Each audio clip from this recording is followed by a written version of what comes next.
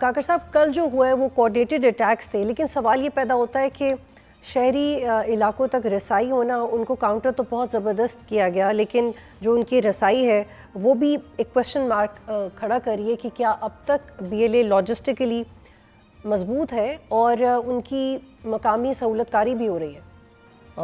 بہت شکریہ بطول. دیکھیں جو سوال ہے میرے خیال میں اسی میں جواب پنہا ہے کہ ہم سمجھنا کیا چاہ رہے ہیں.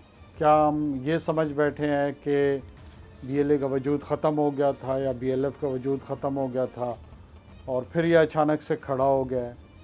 یہ کنٹینیویشن ہے. یہ کنٹینیویشن کس چیز کی ہے؟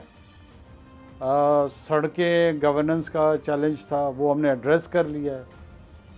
اسکول اور اسپتال بنانے تھے، وہ بن گئے ہیں، کیونکہ ہم عمومی طور پہ یہی سمجھتے ہیں کہ ان وجوہات کی وجہ سے وہاں پہ نوجوان ایلینیٹ ہو گیا، وہ ہم سے ناراض ہو گیا اور اس نے لڑائی شروع کر دی.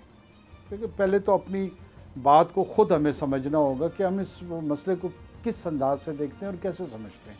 جب ہمیں بات کی ڈائگنوسس درست انداز میں ہو جائے گی تو اس کے بعد یا پولیٹیکل ریپرزنٹیشن جنمنی، یہ بھی بہت سارے لوگ، میں کئی دوستوں سے سنتا آ رہا ہوں، آخر کیا ہے یہ؟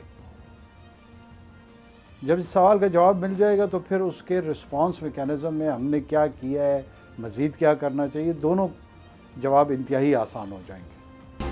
سبسکرائب کریں اور بیل دبائیں تاکہ کوئی خبر رہ نہ جائے.